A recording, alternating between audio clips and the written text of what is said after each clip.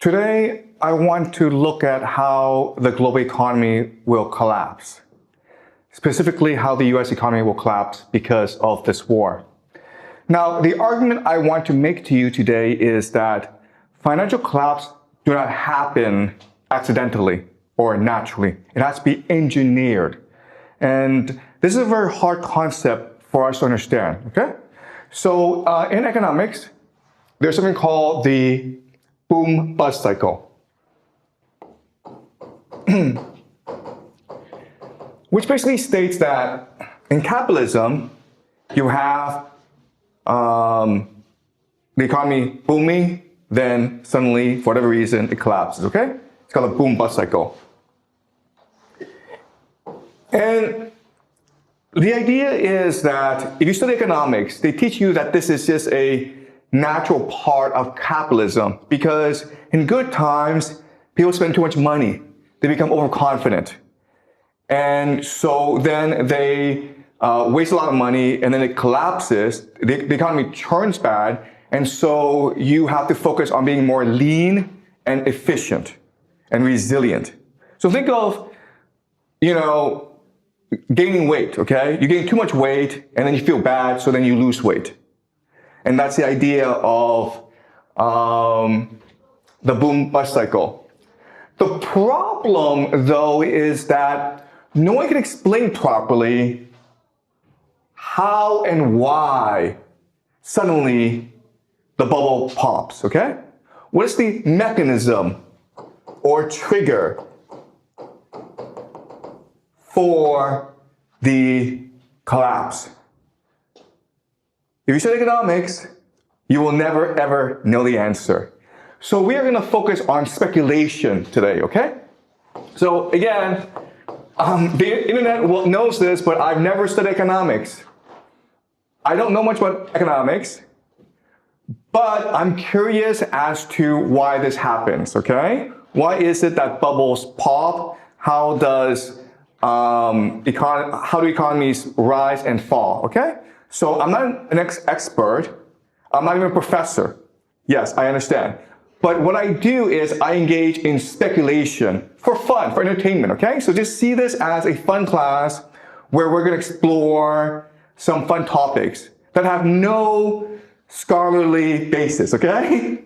All right? So just keep this in mind, guys. All right, so let's look at very quickly the main explanation for why booms and busts happens. And this is from Andrew Ross Sorkin, who is probably the most influential financial journalist in America. And he wrote a book called 1929, which looks at the stock market collapse of 1929, and he offers a very good explanation as to why it happened. Okay, so Emma, could you read from me, please? Of course. Lengthy, uninterrupted booms like the one in the 1920s produce a collective delusion. Optimism becomes a drug or a religion or some combination of both. People lose their ability to calculate risk and distinguish between good ideas and bad ones. Okay, so again, this is a standard explanation for why there's a bubble burst, because it's delusional, and then it's like you fly too high, okay? But you're not supposed to fly, so then you fall down to the ground eventually. It's just gravity, okay? The idea of gravity. But what I want to show you today is there's actually another explanation, which is this is all being engineered. There are people behind the scenes who have the power to cause economies to rise and to fall, okay? So let me give you an example of this. All right, let's just say you're a bank. All right, you're a bank. And your job is to take those money, save it, and then use it properly in order to promote the economy, okay? So let's just say we put $1 million into the bank, okay? And what does the bank do with it? The bank then lends it out to entrepreneurs, right? So maybe I want to start a restaurant, and so I borrow $1 million from the bank, okay? Question. How much money is in the bank now? It's to be zero, right? Okay, that's just math, guys. Look, if I take in $1 million and I lend it out $1 million, I should have zero, because that's just basic math. But that's not the answer. The actual answer is $2 million. And what you need to understand is that each bank has the ability to print its own money. And the bank is a mechanism for liquidity in the economy, okay? And this is a great illusion. This is a delusion, okay? Behind the economy, where money is just an idea, it's a concept, it's a collective hallucination. All right? Now, but the problem is there are thousands, tens of thousands of banks everywhere. So how do they know how to coordinate together? Okay? And this is something else you need to understand about the system. There's actually something called a signaling mechanism.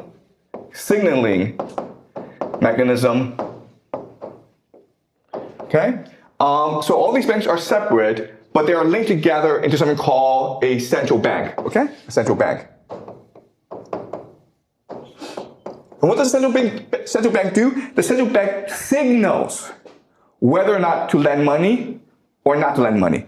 And this mechanism is called the interest rate. Okay? Now, again, if you study economics, what they will teach you is that depending on the interest rate, if it's low, maybe 1%, or 5%, or high 5%, then that will determine how consumers behave. If the interest rate is 1%, what this means is I can go to the bank, get money, and buy a house, right? If it's too high, 5%, then I don't want to go to the bank to buy a house. And this is what you're taught in economics class. But there's actually another explanation, which is the interest rate is not to signal consumers or homeowners to buy, but rather for banks to lend or not. Okay, does that make sense? Because the banks, what they can do is, depending on the interest rate, they know that, okay, my job is to release more liquidity into the system, release more money into the system, and therefore I will make it easier to take out a loan, okay? But if the interest rate is high, then I know, okay, I must not release too much liquidity in the system, therefore I will make the loan application hard, okay? So, in other words, the interest rate is not set in order to guide consumer behavior. It is set in order to coordinate liquidity in the marketplace. Okay, does that make sense? Okay, so these are two very curious aspects of this system that people don't really understand. So, in order to understand the system, I will explain to you how the world works, okay? And I explained this before, but I want to summarize and apply it to this scenario, okay? So, the first thing to understand is that we live in Plato's cave. Okay? Meaning that we're all chained to the floor and we're all watching a screen. And behind is this great fire where the elite create puppets so that we can collectively hallucinate our own reality. All right? And this mechanism that allows us to coordinate our imagination is, of course, called money. Right? So think of money as God, right? And so what money is doing is it's focusing our minds in a certain way that creates our reality. Right? So remember this idea and keep this in mind. Okay, so because of this concept, this allows us to create the world that we live in today. Okay? So remember how the world is structured. You have the empire, but then you have the game masters. Who are the game masters? They're the people in finance. Okay, and this includes Bank of International Settlements, World Bank, International Monetary Fund, Wall Street, City of London. Okay, so these are different financial organizations that coordinate together, and they are the game masters. And what they do is they control how US dollars, which is the currency of this game, they control how US dollars moves around the system, okay? So USD. And this creates, of course, the global economy. But you cannot allow people to think that they're actually a set of people manipulating this game, because then people will think this is not fair, it's not transparent, right? It's not a clean game. So what you do is you create multilateral organizations called the rules-based international order, like the WTO, UN, and you make them believe that, oh, it's these impartial organizations that actually control the game. So it's fair and it's transparent and it's accountable to the people, okay? And then you reinforce this using media, education, and culture. And together, these three will create the values and norms that make us believe that this is a fair, open, and transparent game in which we can all win, okay? So that when there's a collapse, it's not because there are people engineering this collapse behind the scenes, it's because it's a law of gravity. This just happens naturally in this game. It's no one's fault. It's just like we were too lazy and corrupt, okay? All right, so certain things to remember about the system is that this system is not as clean as you think, because there are opposing forces to it. All right, and these opposing forces are forces such as nationalism, okay, or ethnic identity. Then you have social democracy, individual rights, right? And then of course you have religion. All right, so there are these countervailing forces that try to break apart the system. So then what happens is that there are other systems that keep the system in place and respond to these countervailing forces. All right, and they are intelligence, spies basically, crime, and science. And behind these three forces are three sets of powerful institutions, okay? These are transnational capital,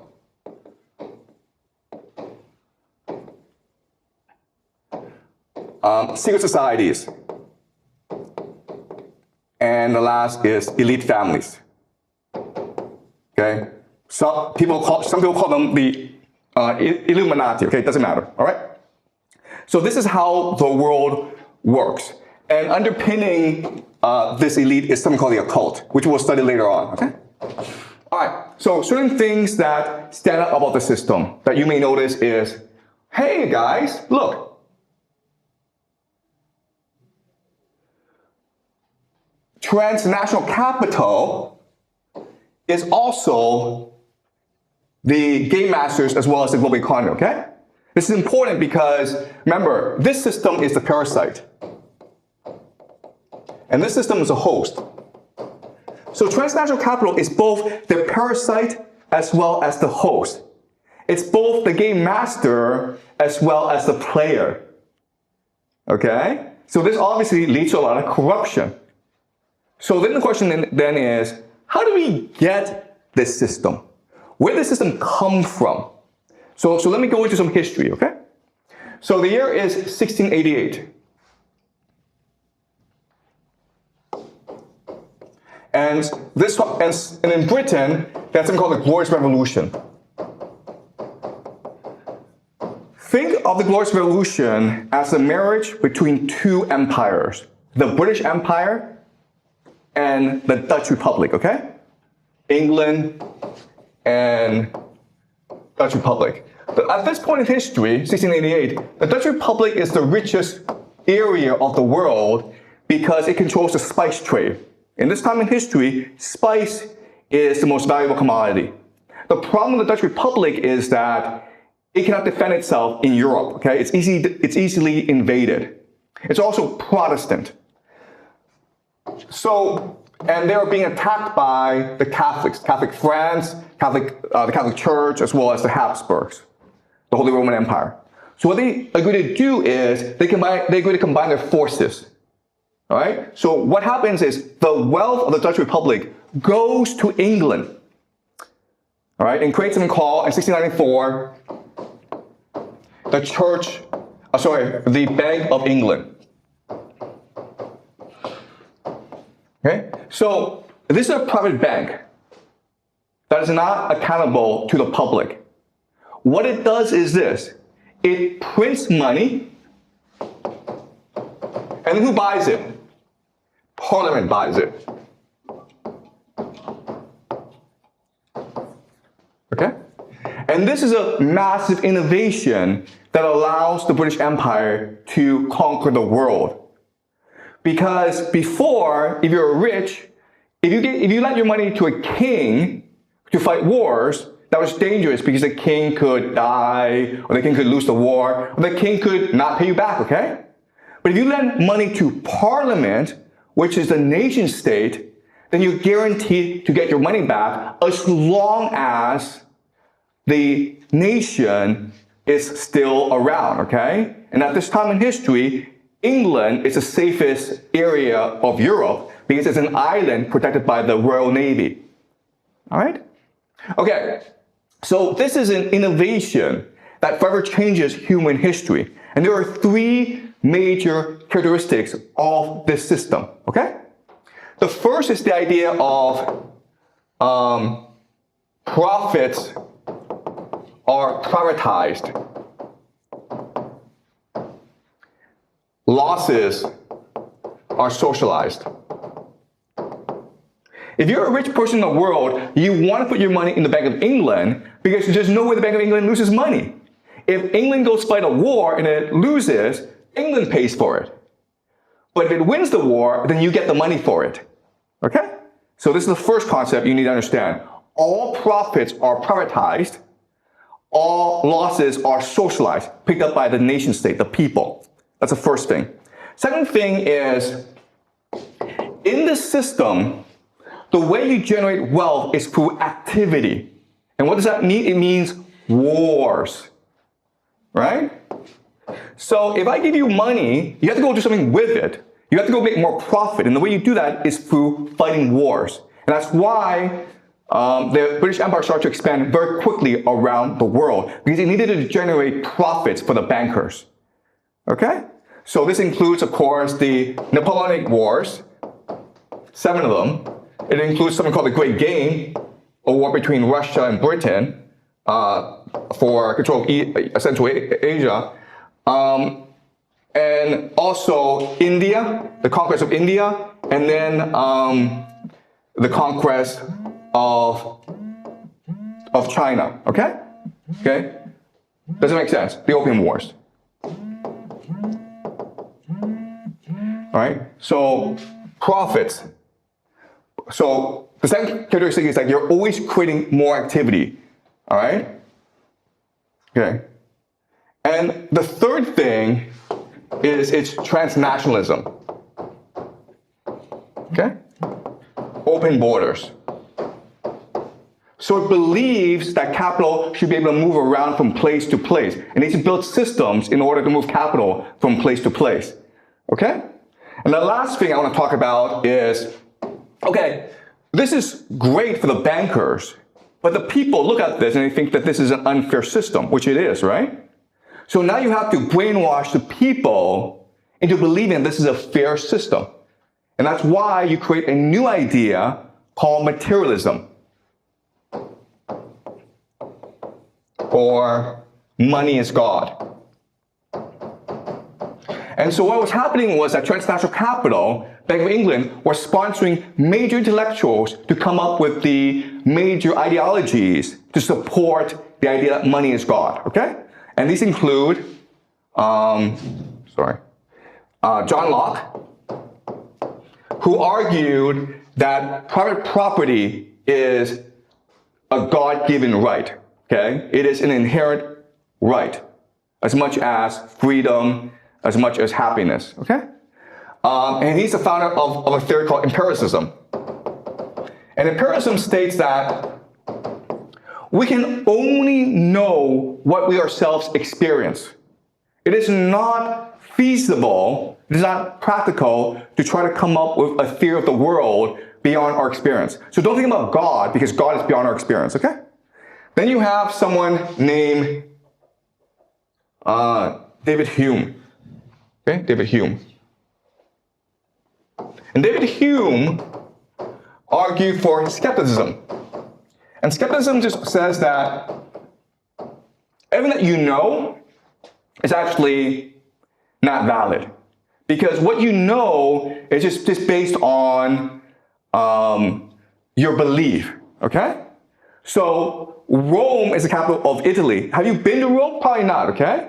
So where did you learn this? You learned this in school by memorizing this fact. So basically, we should be skeptical of everything we know, because most of the stuff we know is either custom or habit, okay? So that's the idea of skepticism. So now the problem is, okay, skepticism and empiricism just means that we don't really know anything, and God doesn't really exist. So how can we design society?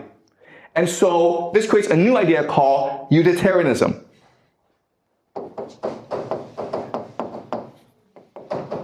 Which is to say that if it is useful, if it gives us pleasure, it must be good.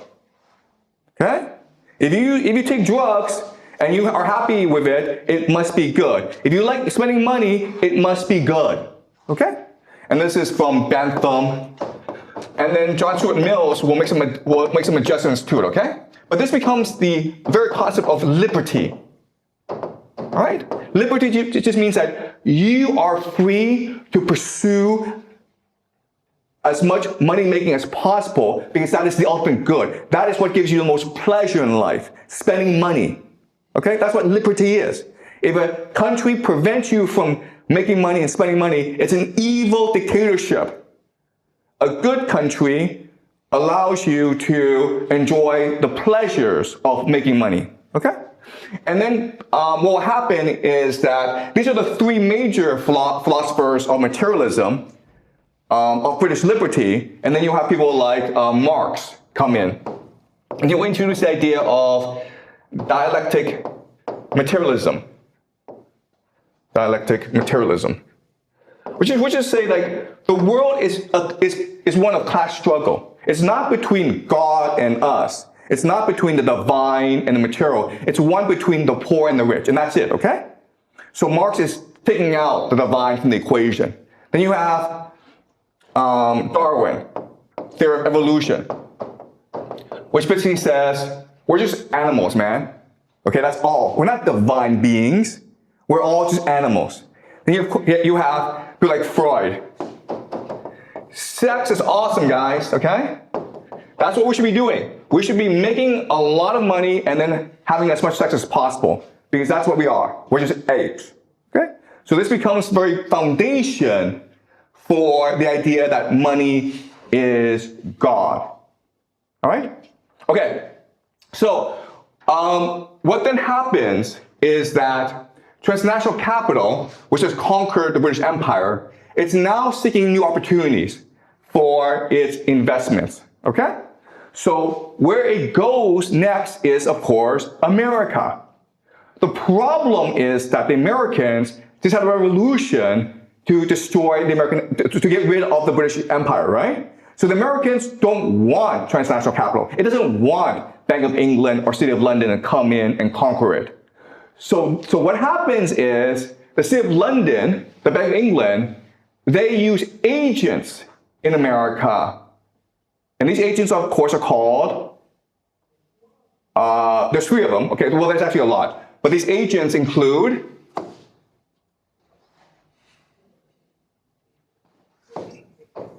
John Rockefeller, Carnegie, okay, Andrew Carnegie, JP Morgan, Vanderbilt. And they will, by themselves, monopolize different industries with the resources and the capital of the City of London and the Bank of England, okay? So, of course, John Rockefeller monopolizes oil, okay? And then what will happen is that these very powerful agents of the City of London will get together and they will create a system model of the Bank of England. And this, of course, is called the Federal Reserve System. All right?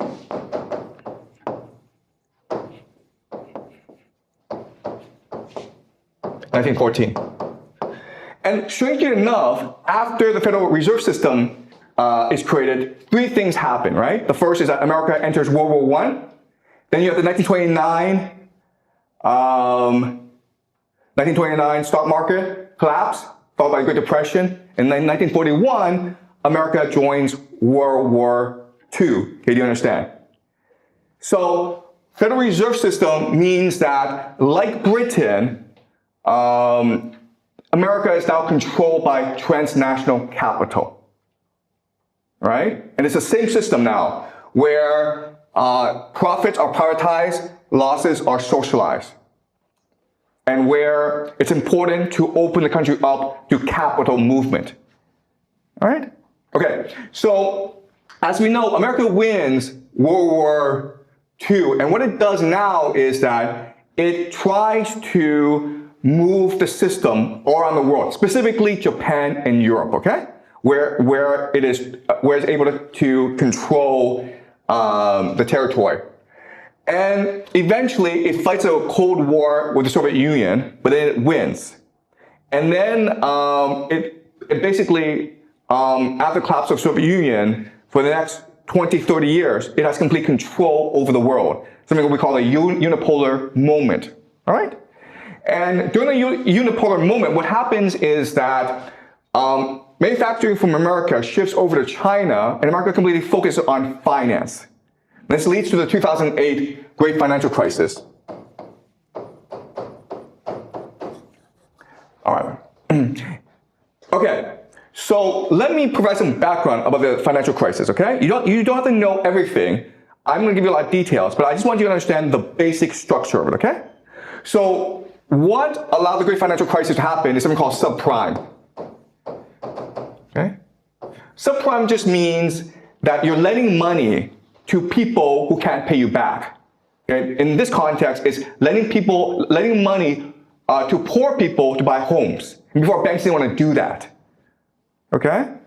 But there are certain things that happen to make subprime happen. Okay? So the first thing is that Bill Clinton,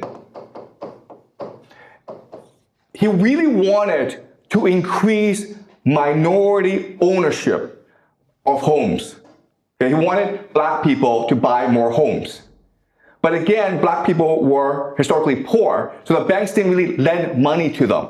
And that's why Bill Clinton encouraged the government to help minorities buy homes, okay? So that's the first thing. Okay, and this was a noble goal. The second thing that happened, which is more important, is in 1999, Bill Clinton repealed something called the Glass-Steagall Act. And what is this? The Glass-Steagall Act just said that if you are a bank and you take money from depositors, you cannot engage in risky lending. Okay? If you are an investment bank, okay, if you're a retail bank, you cannot engage in risky lending. But if you're an investment bank, a private bank, you can engage in risky lending. And so that's what the act said. Very simple, okay? It's trying to mitigate risk in the system. But by repealing the Glass-Steagall Act, what you do is you combine retail and investment together. And so these banks now become very large. And once they become very large, they need to create financial vehicles in order to generate more profit, okay? And at the same time, what's happening is that because America has the unipolar moment, everyone wants to invest in America because they think America is the safest place to put your money, okay? So this includes the GCC, the China, Europe and its pension funds, and also Japan, okay? Japan is investing in America because of something called the yen carry trade. And this is one of the dumbest things in the world because at this time in history, Japan is suffering from deflation, right? No one's spending any money. So what the government does is that it lends money out to institutions at 0% interest, okay? Now the institutions are supposed to take this money and promote more liquidity in the system. But instead what they do is they take this money and use it to borrow or buy US treasuries, which provide 5%. pay, okay? So you're borrowing money at 0% and then lending it out at 5%. And it's something called the yen carry trade, okay? It's one of the dumbest things in the world. We won't go into it, but again, there's massive money coming into the US financial markets, and they need to create more investment vehicles for investors, okay? And they create something called the CDOs, which means collateral debt obligations, okay? But basically it just means subprime, all right? The idea is that mortgages are a good investment because people have to pay a monthly mortgage, right? Therefore, you're guaranteed certain money at the end of the month, okay? The problem, of course, is subprime could lead to default,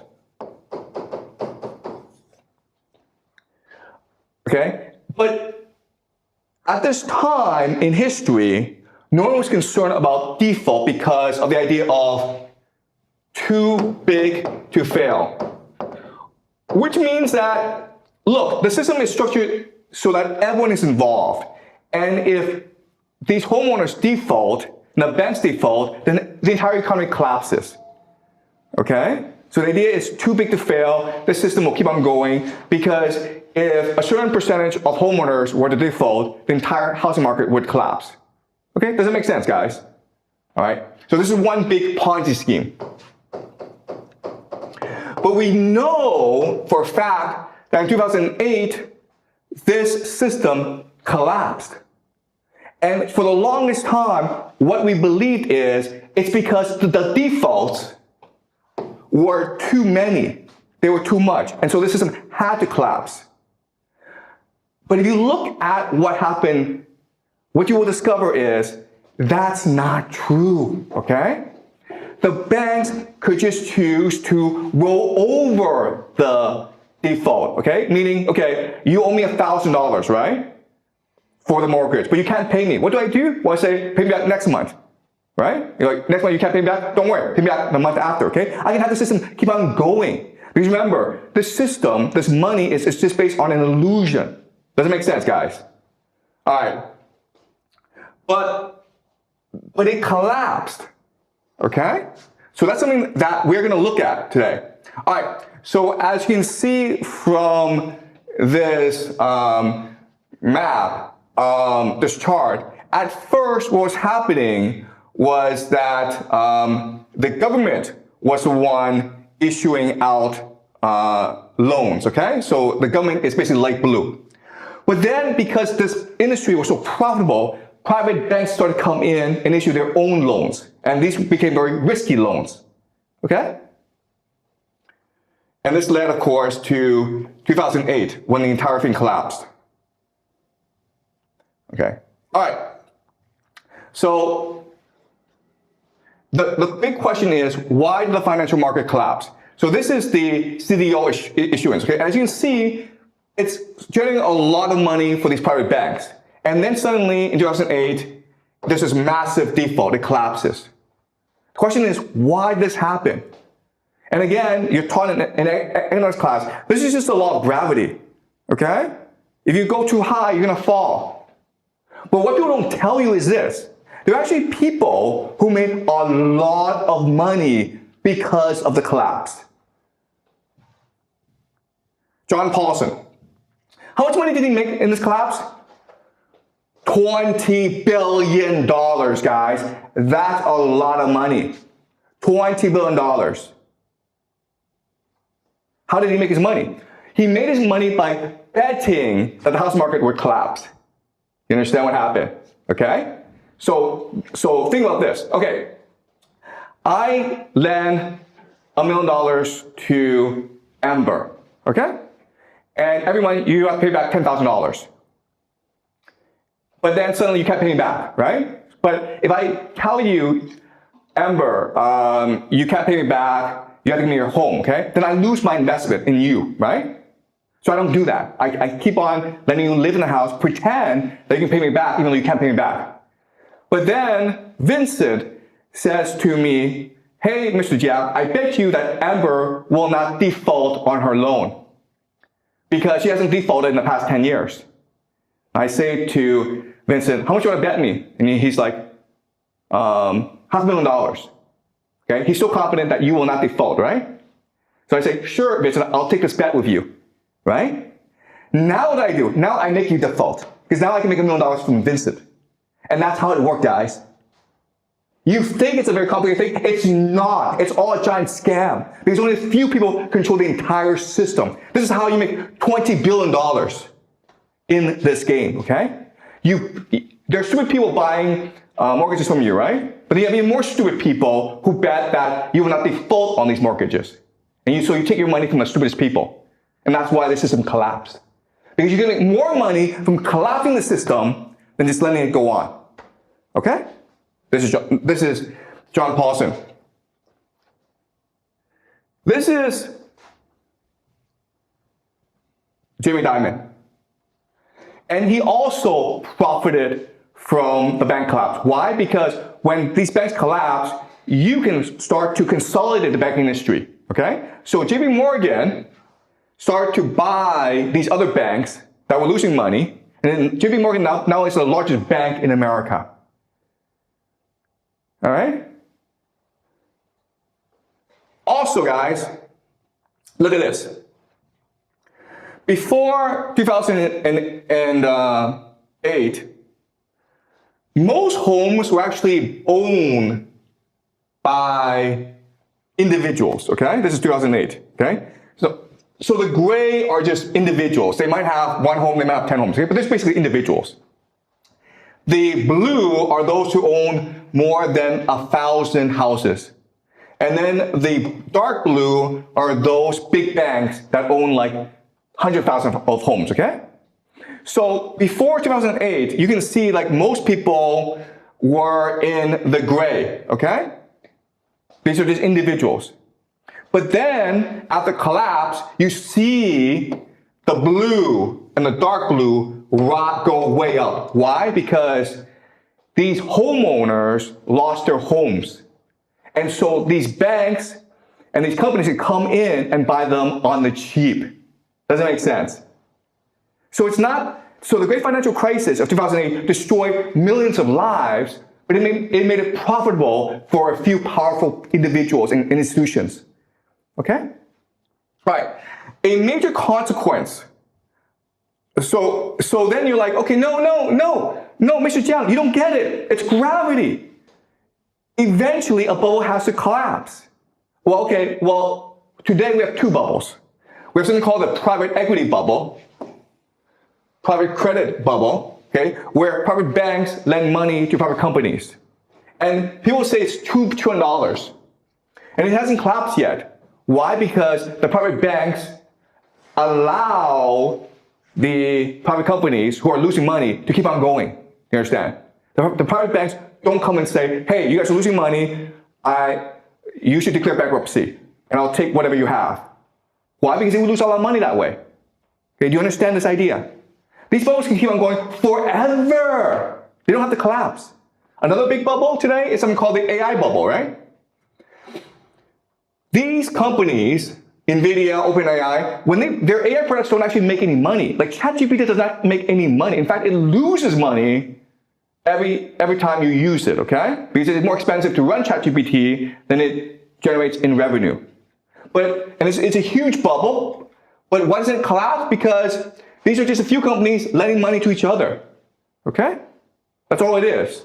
It's a giant Ponzi scheme. It's an inside game. So bubbles don't have to collapse. They collapse when it's profitable for a few individuals to make it collapse. All right? Okay. Another idea I want you to understand is that after the 2008 great financial crisis, this created problems in the global economy. And so what happened was transnational capital decided to save the global economy by allowing China to rise. Okay? So this is not known. But one major consequence of the great financial crisis is that transnational capital encouraged China to print money. Okay? All right, so I'm going to show you how. But first, let's talk about the main mechanism to allow this to happen. It's called the Bank of International Settlements, okay? And this is the Bank of International Settlements is in Basel, Switzerland, and it's considered the central bank of central banks. So every nation has a central bank, okay, that determines interest rate, but the BIS is the central bank of central banks, which coordinates all central banks. All right? And it is the most powerful bank in the world. All right. And you think that, okay, this must be public. No, it's not public. It's just run in the best, it's managed for the best interest of powerful people in the world, okay? All right, so this is from the book, Basel, Tower of Basel, okay? Can you read? For despite Hitler's bluster and Schatz planning, Nazi Germany had not achieved autarky. It needed to buy vast amounts of raw materials to manufacture armaments and to feed, heat, and clothe its population. Swedish steel, Romanian oil, Portuguese tungsten, even South American beef, all had to be purchased and paid for in hard currency. Nazi Germany needed a financial channel to the neutral countries it ran through Basel, which is the main reason why Nazi Germany did not invade Switzerland or Sweden.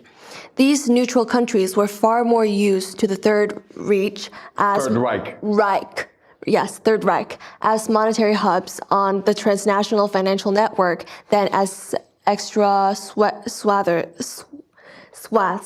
of German-controlled territory. Okay, so what this means is this. In his speeches, Hitler promised independence from the global financial order controlled by the British, okay? But you can't really do that because you still have to buy things from other places. But then you're like, I need a bank to lend me money to buy things, but also help me facilitate transactions. Okay, and this is the idea of transnational capital. And transnational capital, they don't really care if you're evil. They don't care. All they care about is how can I make money. So this Bank of International Settlements and Transnational Capital was helping to fund the Nazi war machine because it was profitable to do so. Okay? And you think, okay, after Hitler lost, the Americans would surely know, okay, Bank of International Settlements is evil because they helped the Nazis, therefore we should destroy the Bank of International Settlements, okay? But that's not what happened. After World War II, the Bank of International Settlements became even more powerful, okay? All right. Can you read, Amber? Marshall aid came at a price, remodeling European societies on the American model of consumerism and consumption. Hoffman's propaganda arm produced pamphlets, posters, leaflets, radio programs, and even traveling puppet shows that extolled the American lifestyle. The American dream, a house in the suburbs, a car, and numerous household appliances, was projected as a near-guaranteed benefit of American-styled freedom. The key to this was increased productivity on American-style production lines in a transnational free market. For that to happen and for the money to flow freely, new mechanisms of international payment had to be constructed, with the BIS at the center. Okay, so the world is run for money, okay? The world exists, these organizations exist in order to facilitate the easy, fluid movement of money around the world and make money God, okay? So after 2008, the Bank of International Settlements had a problem in that the global economy was slowing down. Europe had lost a lot of money, America had lost a lot of money. So their solution was, let's shift the center of gravity from America and Europe to China. And you're like, okay, how do you do that then? You do that with something called the exchange rate. Okay, exchange rate is very simple. Renminbi to USD. Okay? So remember how the interest rate in a national economy, it's a signaling mechanism as to whether or not to increase or decrease liquidity. Well, the exchange rate in the international marketplace is a signaling mechanism to tell other nations whether or not to trade with another nation. Okay, does that make sense to you guys? All right, so let's look at what happened. So for the longest time, the Chinese currency was trading above 8. to the US dollar. Because remember, the US dollar is the main mechanism, of global trade. And then, hey, starting around this time, 2008, guys, it started to increase in value, okay? And so now the world knows, oh, I should trade with China. And China is like, well, okay, my exchange rate is higher than before, therefore I should buy more things from the world, okay? But not only that, but now that I have access to commodities from the world, then I should know I need to promote my economy to use these resources. So I should spend more money on infrastructure. I should build more high-speed railways. I should build airports. Okay? And that's what China did. You see how 2008, just as the American and European economies were suffering, the global economy was suffering, the Chinese economy, China started to have a higher exchange rate, okay? And it kept on going higher and higher. And then what did China do with it? China started to buy stuff from around the world with it. Okay? Again, this is a signaling mechanism where the Bank of International Settlements is saying to the world, you can now sell to China. We will guarantee China. All right? And that's because the Bank of International Settlements needed China to buy more things from the world. And this happened starting around 2008, right? This massive surge in imports. And because all these commodities were coming to China to spend these commodities, so it started to build infrastructure, right? And how did it finance the building of this infrastructure? Bank loans, guys. Bank loans, all right? So this is China. Sorry. This is China, right? Look at this. Look at this. Look at this. This is China. 2008. 2008, basically, China, US, Japan, Europe, their economies were about the same. The banking systems were about the same. But starting about 2008, wow. Look at this. This is all being orchestrated by the Bank of International Settlements, by a few people working behind the scenes. Look at this. Look at how crazy this is. All right? So what does this mean? It means that today, China has the largest banks in the world. This is JP Morgan, the largest bank in America. This is Chinese. This is Chinese. This is Chinese. This is Chinese. This is Japanese. Okay? The top 4 banks in the world are Chinese. Why? Because in the bank system, debt liabilities are also assets. Do you understand? All this money the Chinese banks have are just liabilities. Okay? So this is how the system works. It's all just an illusion.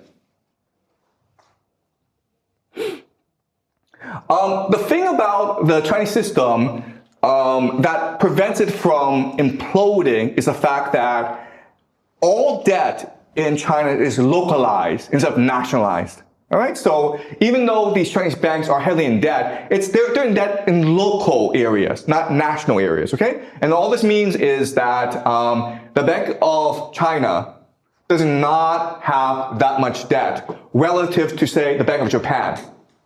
Okay, so debt in Japan is nationalized. Debt in China is localized, right? Okay, so another major consequence of China, the growth of the Chinese banking system is that China started to export its goods around the world more, okay? So as you can see, in the year 2000, America really dominated the world in manufacture export, okay? But by the year 2024, look, it's basically the entire world is buying Chinese exports. All right? And so this is a deliberate strategy of China's national capital to move the center of economic gravity from the United States to China. And the problem with China, the reason why China has not become the hegemon, is that China's not interested in being the hegemon. In other words, military power.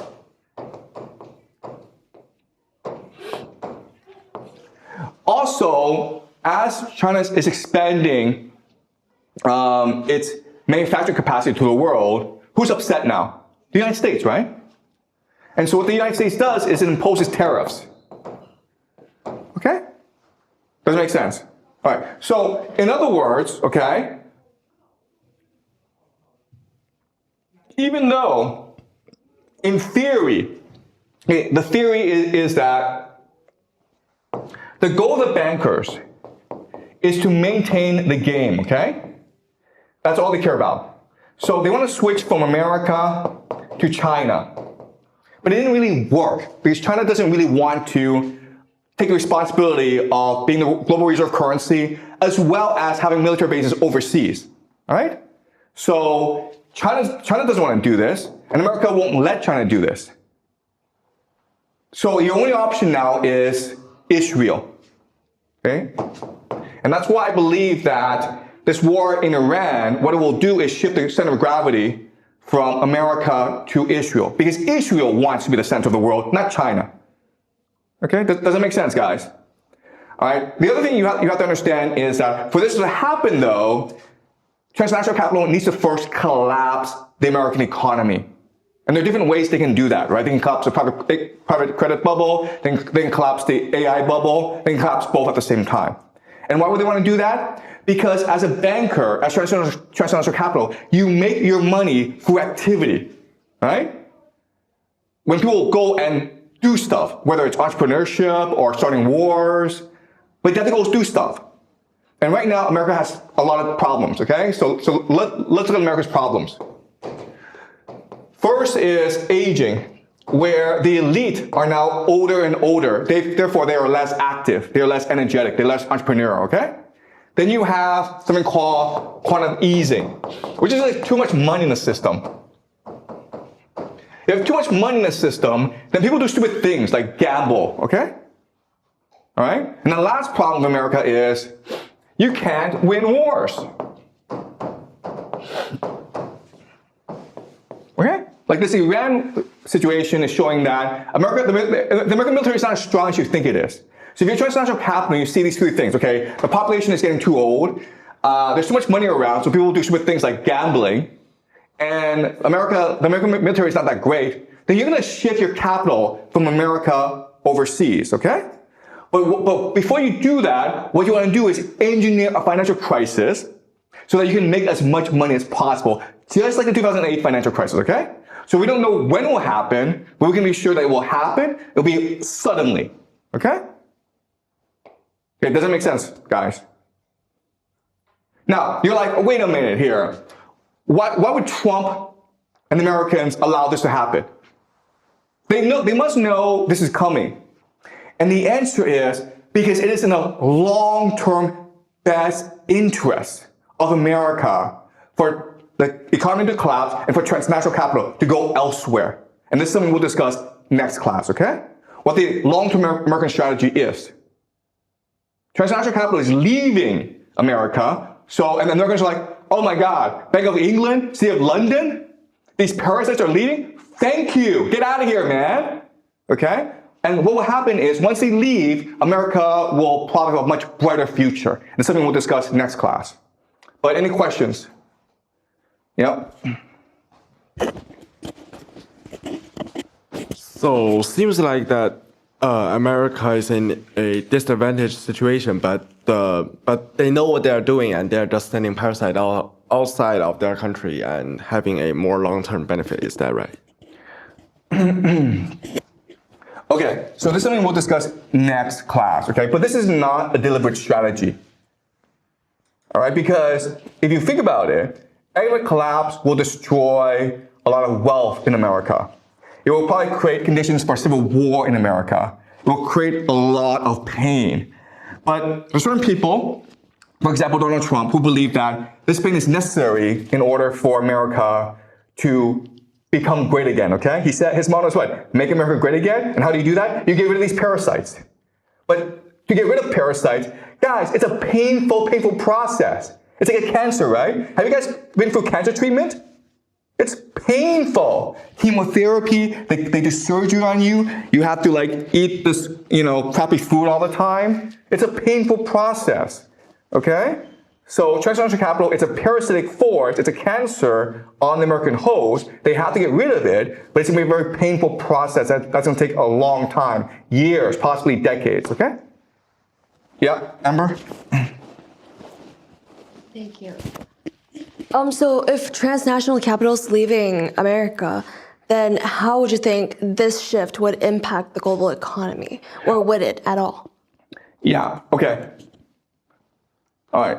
Yeah, all right, so this is something we'll discuss later on, okay? But let me just show you how this shift happens. All right, so right now you're in America. And the best place for you to shift is Israel, okay?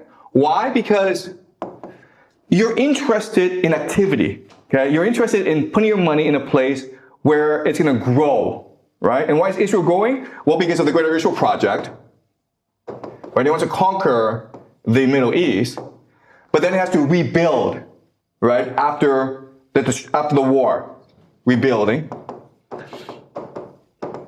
And then what it's going to do is become the hub of global trade, right? Because Israel controls Africa. And this is something we'll discuss next class, okay? So this is why you want to invest in Israel, for these three reasons. Why? Because they're going to keep on fighting wars to achieve the Greater Israel Project. Wars are profitable. Wars are the most profitable enterprise in the world, okay? Second is that they have to rebuild after all this destruction. So they need capital. And the third is they will control global trade because of the location, okay? So this is why Israel is a smart investment for transnational capital. I'm not talking about like us, okay, with like $1,000. I'm talking like trillions of dollars will probably go into Israel. All right, so to leave America, what you want is a stock market collapse, okay? An economic collapse. Why? Because economic collapse not only allows you to leave with as much money as possible, but also allows you to buy up distressed assets.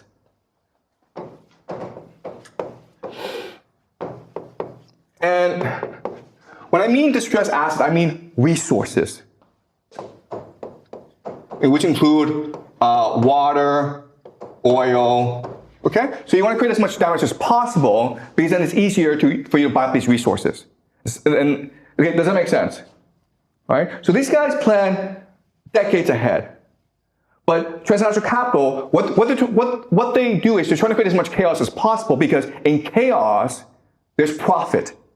Like if everyone's sitting around doing nothing, you can't make any money, okay? But if people are fighting each other, if there's blood on the streets, you can make a lot of money, right?